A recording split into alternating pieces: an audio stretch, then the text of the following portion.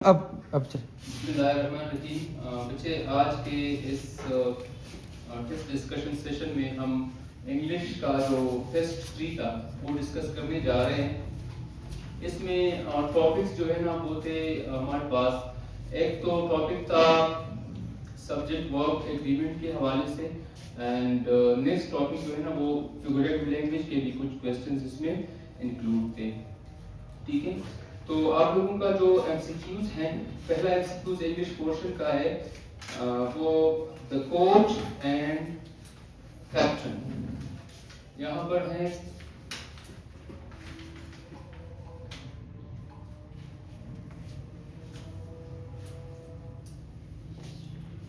The coach and captain.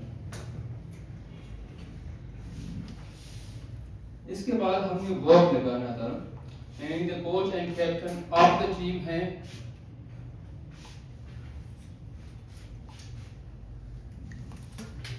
अब options आप लोगों के यहाँ पर हैं। In the coach and captain of the team dash in the playground right now. यहाँ पर एक लास्ट में जो वर्ड यूज हुआ है right now, in the playground right now. अच्छा, अब इसमें ऑप्शंस आप लोगों के जो दिए गए हैं, एक हमारे पास ऑप्शन ए है वो इज है, ऑप्शन बी आपका है यहाँ पर आर, ऑप्शन सी वाज, और ऑप्शन डी जो है वो आपका है वर। अब आपने देखे हैं कि मैंने आप लोगों को ये एक्सप्लेन किया था किस चीज के हवाले से कि हमारे पास अगर इस तरह दो सब्जेक्ट्स आते हैं सेंटेंस में, ये सब्जेक्ट 1 है द कोच, और कैप्टन हमारे पास सब्जेक्ट 2 है। तो मैंने आप लोगों को ये पॉइंट बताया था कि अगर इस तरह दो सब्जेक्ट्स आते हैं, इनके दरमियान में एंड आया है, ठीक है, लेकिन सब्जेक्ट 1 के साथ हमारे पास आर्टिकल मौजूद है, सब्जेक्ट 2 के पास हमारे पास आर्टिकल मौजूद नहीं है। It means that here we are talking about only one person, and he is at the same time a coach as well as he is a captain of the team. ठीक है, तो इस वजह से इस पूरे सब्जेक्ट को हम एक बंदा कंसीडर करके इसके मुताबिक हम सिंगुलर वर्ब लगाएंगे। अब आप देखिए एमसीक्यूज ऑप्शंस में इज भी सिंगुलर है, वाज भी सिंगुलर है, लेकिन सेंटेंस के लास्ट में अगर आपने देखा यहाँ पर राइट नाउ है, राइट नाउ आया है, it means we are talking about the present time. तो हमारे पास ये वाला ऑप्शन जो है ना ये बेस्ट ऑप्शन है, ठीक है, यानी करेक्ट ऑप्शन हमारे पास अल्फा है। सेकंड नंबर एमसीक्यूज को अगर आप देखें, सेकंड नंबर एमसीक्यूज है which of the following is correct। अब ऑप्शन ए हमारे पास क्या है, ऑप्शन ए है एमसीक्यू नंबर 2। ऑप्शन ए में है हमारे पास more than one questions were difficult.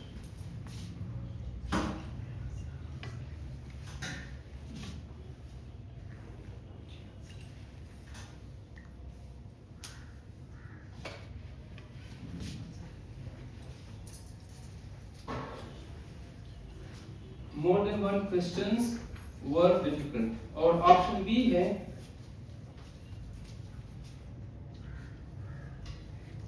more than one question was difficult। अब देखिए ये दो ऑप्शंस हमारे पास, इनमें से अगर इस वाले को हम सेलेक्ट करते हैं,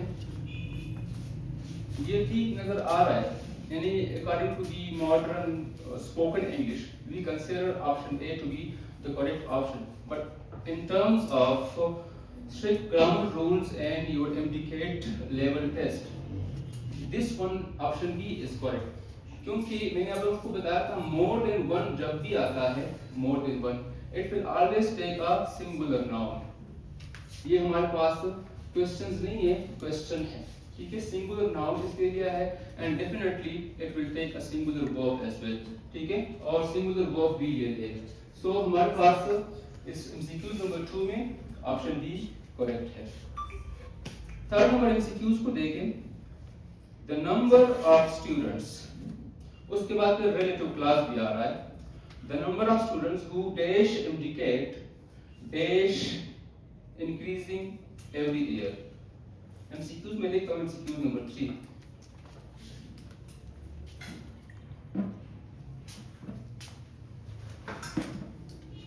इसमें है the number of,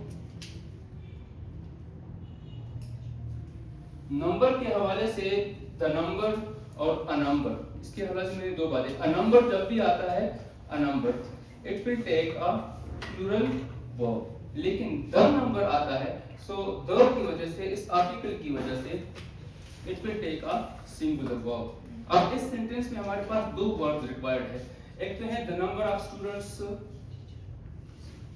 the number of students dash, फिर है इंडिकेट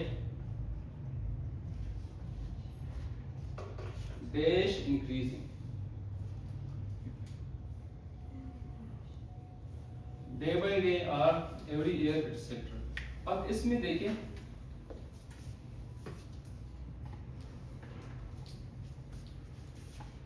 दो बीच में से हमारे पास एक क्लास आ रही है ना, क्लास, इन्हें रिलेटिव प्रोनाउन से स्टार्ट है।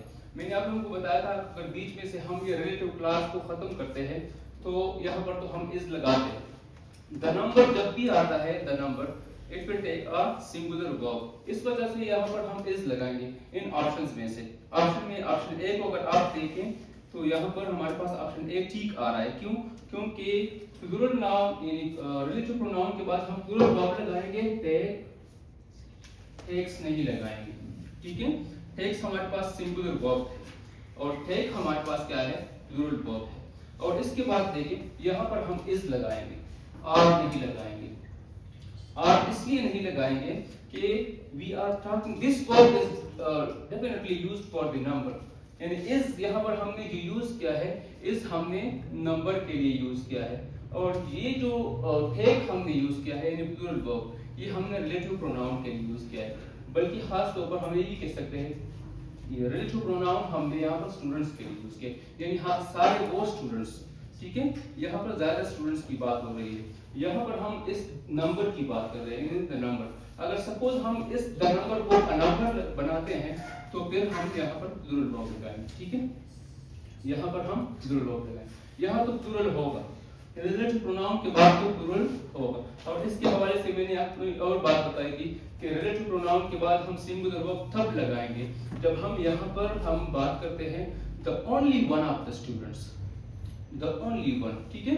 जब द ओनली वन लगाते हैं फिर रिलेटिव प्रोनाउन में भी हम सिंगुलर वर्ब लगाएंगे और ये जो बाद में आने वाला वर्ब होगा वो भी सिंगुलर होगा, ठीक है। अच्छा, फिर एमसीक्यूज नंबर 4 को डिस्कस करते हैं। सर ये इसको किसके साथ रिलेट करके लगाया था? जी बेटा, इस हमने द नंबर के लिए लगाया, द नंबर ऑफ स्टूडेंट्स, ठीक है। तो मैंने बताया इसके हवाले से कि अगर हम ये द नंबर और अ नंबर में डिफरेंस ये होता है कि अ नंबर हम प्लूरल के लिए और द नंबर फिर जब हम लिखते हैं,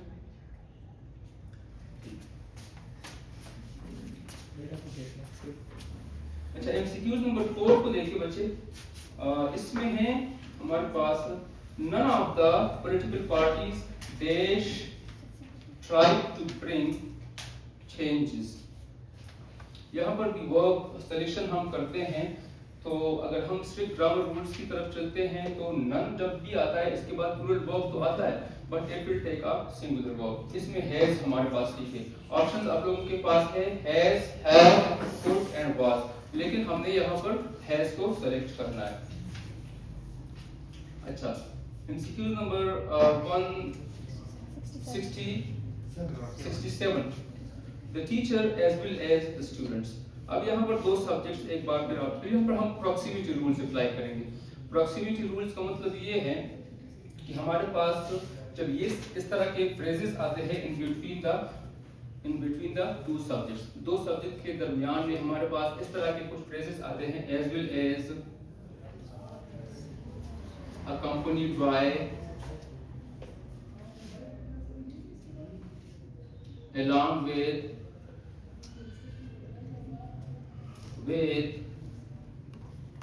receipt।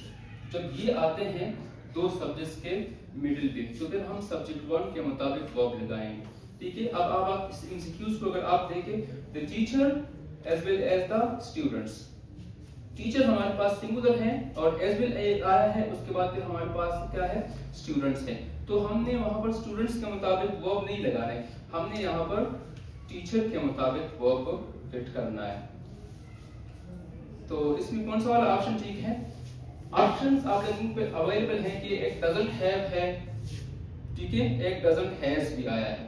अगर चूंकि देखें टीचर तो सिंगुलर है ना, टीचर सिंगुलर है, इस वजह से हम डज तो लगाएंगे, लेकिन डजंट जब हम लगाते हैं इसके बाद हमेशा हम हैव लगाते हैं, हैज नहीं लगाते हैं। ठीक है, इसकी सिंपल एक एग्जांपल मैं आपको बताता हूं।